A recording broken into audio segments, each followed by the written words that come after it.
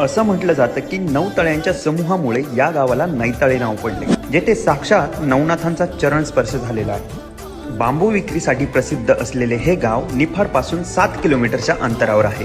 या ठिकाणचा उल्लेख नवनाथ ग्रंथामध्येही सापडतो। जेव्हा श्री मच्छिंद्रनाथ हे अडबंगनाथ यांना त्यांच्या जन्मस्थानी म्हणजेच शिर्डीजवळच्या धामोरी गावाला घेऊन जात असताना सर्व नवनाथ एका ठिकाणी आले। तेथे त्यांची भेट घोर तपश्चर्या करणाऱ्या मतोबा महाराजांची झाली। तेव्हा मतोबा श्री मच्छिंद्रनाथ हे अडबंगनाथ यांना त्यांच्या जन्मस्थानी म्हणजेच शिर्डीजवळच्या धामोरी गावाला घेऊन जात असताना सर्व नवनाथ एका ठिकाणी आले। तेथे त्यांची भेट घोर तपश्चर्या करणाऱ्या मतोबा महाराजांची झाली। तेव्हा मतोबा महाराजांनी तपश्चर्याच्या सामर्थ्याने तेथे 9 कुंडांची निर्मिती केली आणि त्यात नवनाथांचे चरण कमल पवित्र कुंडातील पाण्याने धुतले।